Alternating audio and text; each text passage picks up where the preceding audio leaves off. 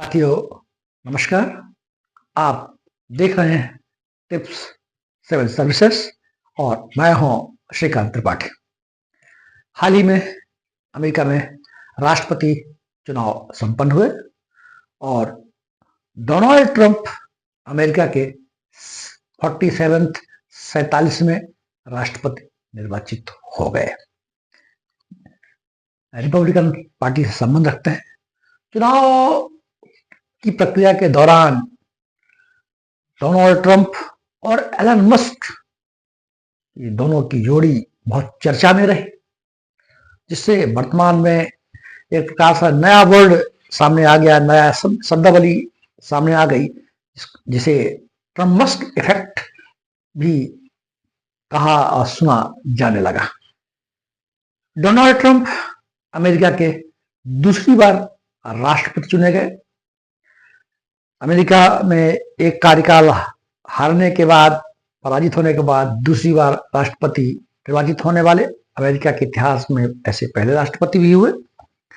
और Elon Musk नाम भी कोई अपरिचित नाम नहीं है।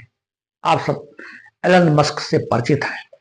टेस्ला जो कंपनी, जो कार और बैटरीज बनाने वाली संसार की श्रेष्ठतम कंपनियों में से है, उसके सीईओ हैं। सोशल मीडिया एक्स हम सब यूज करते हैं और अब तो अंतरिक्ष की यात्रा के लिए स्पेस एक्स भी एलन मस्क की तैयारी चल रही है। तो एलन मस्क है। साथ में एक और भी नाम चर्चा में आया, विवेक रामास्वामी। विवेक रामास्वामी, पहली बात तो ये कि विवेक रामास्वामी मूलतः भारतवंशी हैं। ओरिजिन भारत की है इनकी, के माता पिता भारत में केरल राज्य के रहने वाले थे। अमेरिका प्रवास कर गए, अमेरिका के नागरिक बन गए और विवेक रामास्वामी ने वहीं पर अमेरिका में ही कानून की पढ़ाई की और आप कारोबारी हैं।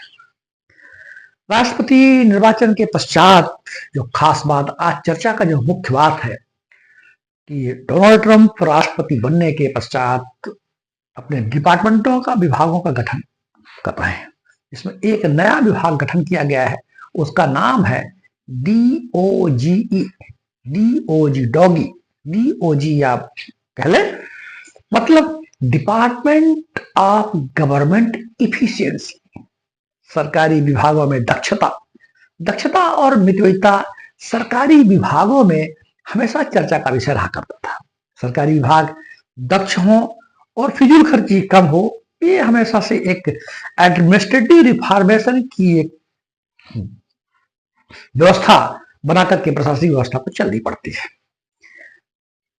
ये DOG के गठन के कारण एलन मस्क, डोनाल्ड ट्रंप और विवेक रामास्वामी ये सब चर्चा में है।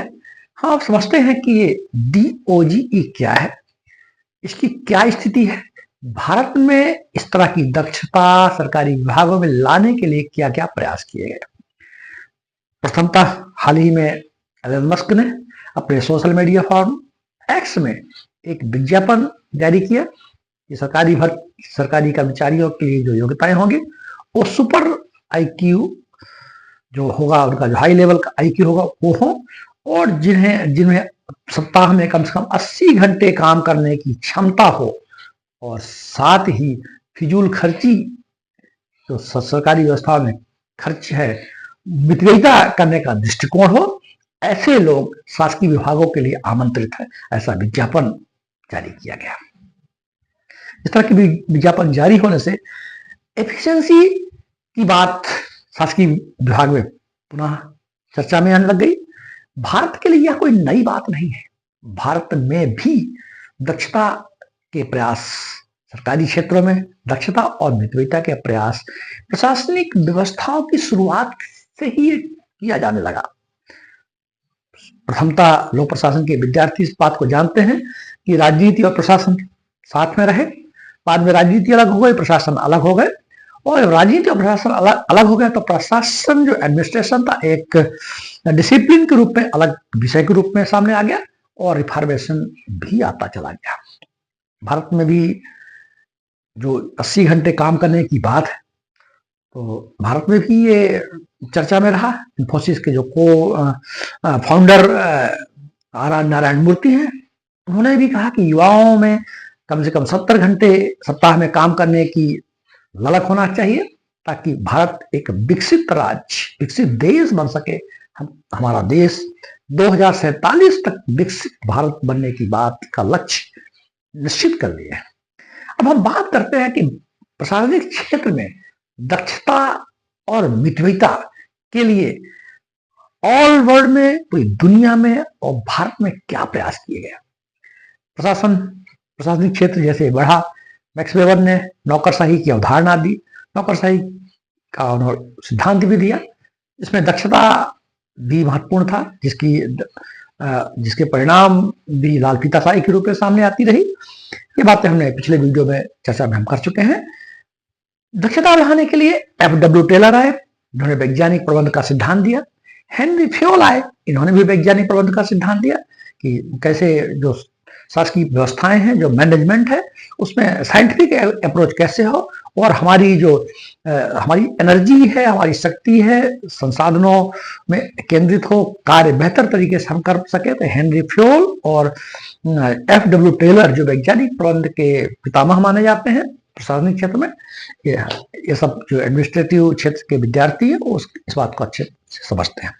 इसके बाद आए हर्बर्ट साइमन ने एक बहुत अच्छा सिद्धांत दिया जो हमारे व्यवहारिक प्रशासनिक क्षेत्र के साथ साथ हमारे व्यवहारिक जीवन में भी काम आता है।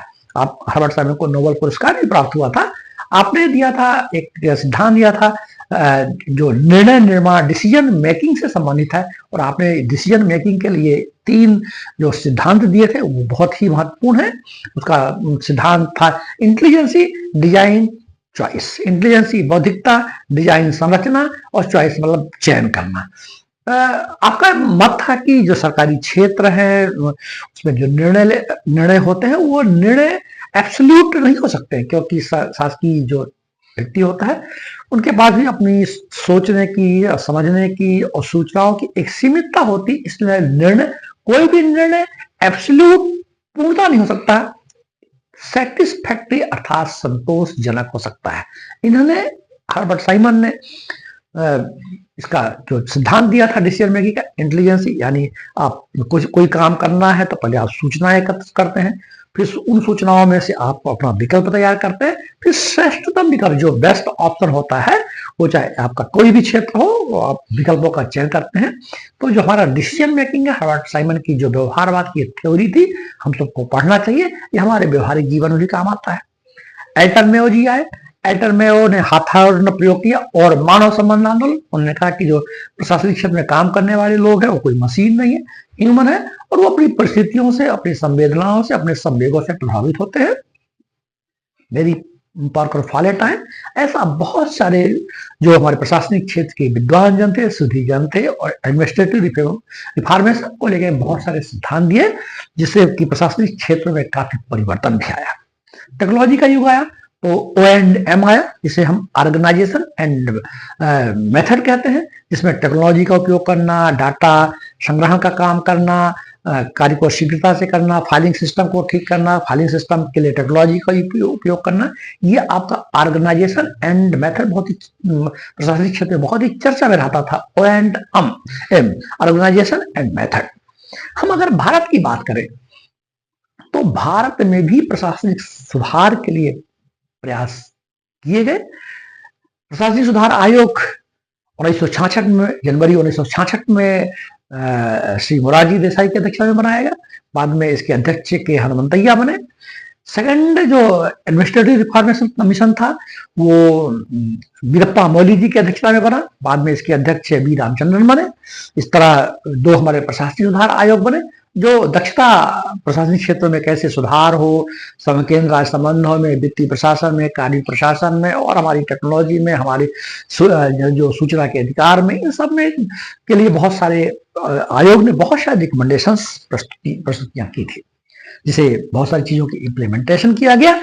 भारत में प्रशासनिक सुधार के लिए और भी प्रयास किए गए, जिसमें लेटरल एंट्री की बात भी की। लेटरल एंट्री का मतलब ये होता है कि जो विभिन्न क्षेत्रों के विशेषज्ञ लोग हैं, पढ़े लिखे योग्य युवा हैं, जो यूपीएससी की कठिनतम परीक्षाओं को पास यूपीएससी कठिनतम परीक्षाओं में बैठने की जो उनके पास इतना वक्त नहीं है कि जो ये लंबी फॉर्मेलिटीज में शामिल हो सके, अतः ऐसे एक्सपर्ट्स को सिविल सेवा में लाने के लिए लेटरल एंट्री भी शुरू की गई। आज भी लेटरल एंट्री चल रही है। तो ऐसे बहुत सारी जो प्रशासनिक एडमिनिस्ट्रेटिव रिफॉर्मेशन की बातें थी वो हमने किया है। तो इस तरह के जो चर्चा में हमारे बिंदु रहे, तो विवेक रामास्वामी और एलन मस्क, आपको डिपार्टमेंट ऑफ गवर्नमेंट इफिशिएंसी का प्रमुख बनाया गया है और ऐसी अपेक्षा की गई है कि सरकारी क्षेत्रों में दक्षता होनी चाहिए, फिजूल खर्ची कम होना चाहिए और संवेदना के साथ साथ कार्यशीलता भी पूरी होना चाहिए। हम सबकी भी यही अपेक्षा है कि हम अपने जहां भी जिस भी क्षेत्र में हम काम करते हैं पूरी दक्षता के साथ में काम करें, ताकि हमारा देश भी 2047 में विकसित भारत के रूप में श्रेष्ठतम देश के रूप में सामने आ सके। जय हिंद, जय भारत।